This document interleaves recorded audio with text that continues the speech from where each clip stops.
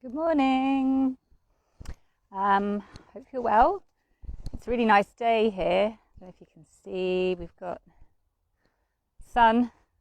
It does exist in this country at this time of year. This morning I wanted to talk a little bit about psychology, actually. I've always had a quite keen interest in it, and the more I studied copywriting, the more I was like, now I know why I love this so much. And it's because with your copy, to be good at it, you need to have a good understanding of human nature and what makes people tick. And that's fascinating, right? Well, I think it is anyway. And so for coaches and therapists who, Barry's trying to, all right, come on. Hey, stop. All right, I'll walk. He wants me to keep walking. Who use, this understanding in your work as a coach or as a therapist, you can apply some of the principles to your copy. And this is important it's important because you want to connect with the people that you can help, right? And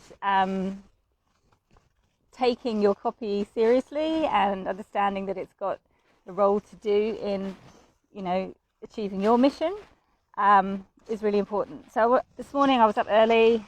Oops, a bit close, wasn't it? I was up early and putting some content together for my coach's copywriting toolkit, which is my training program and sort of membership that I'm going to be relaunching soon. And I was looking at things like headlines. I was doing a section on headlines. And one of the things that really stuck out while I was putting it together was this being able to use curiosity in your copy, and particularly in your headlines, because it's a massive driver of people, reading your stuff. And,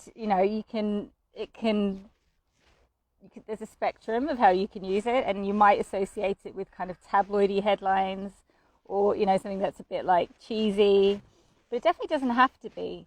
But the thing is, if your copy is fairly bland and you're not trying to intentionally engage the reader and trying to make them curious about what it is what your program is, you've got to. If you don't do that, they're not going to read it. If they don't read it, they're not going to buy. And this isn't even just. I'm doing it specifically for sales pages in my training, but this applies to any of your marketing.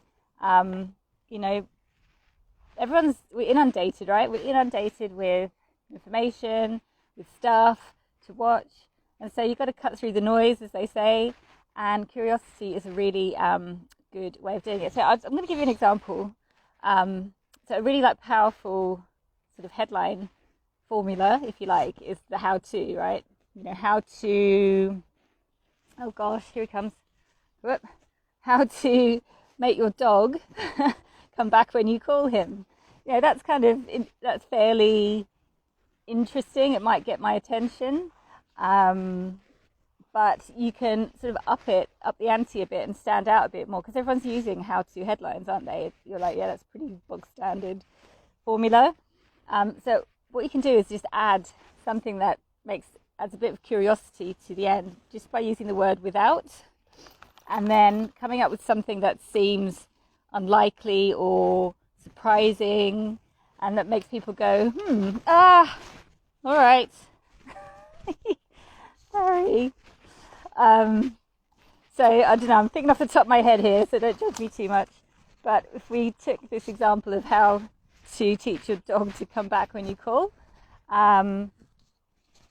without spending hours on training, or without using treats, let's say. So let's say you're a dog trainer and you had a way of teaching people how to train their dogs that didn't involve giving treats, that you had some other way of doing it. So and this is only going to work, obviously, if the thing that you're writing about to arouse curiosity is true.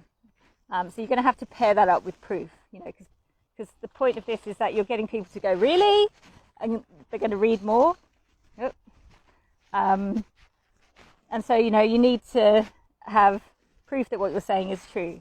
Now, it's not as hard as it sounds, because quite often there's going to be something in the work you do that is different. That's your USP, right?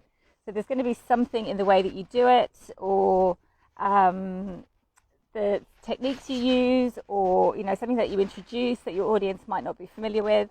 So this sort of formula or technique is really quite easy to apply. And in the training module that I'm doing at the moment, I'm putting in loads of examples, and I do them specifically for coaching examples, because and therapy and stuff like that, because it's easy.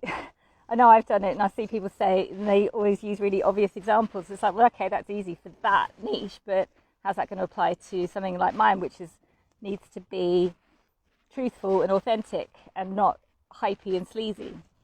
So that's what I'm teaching, is that you can apply these principles to a business like coaching or therapy without having to kind of sell your soul in the process. So anyway, give it a go. How to, whatever the big outcome is that you're offering, and then without, and then some surprising twist on it that's going to spark curiosity and get your reader to keep reading to find out what it is. And then the rest of your copy can fulfill that promise. Okay, I'm going to go now before the dog decides he's young, he wants to walk. So yeah, have a good day. Oh, I can't see. And I'll see you next Monday.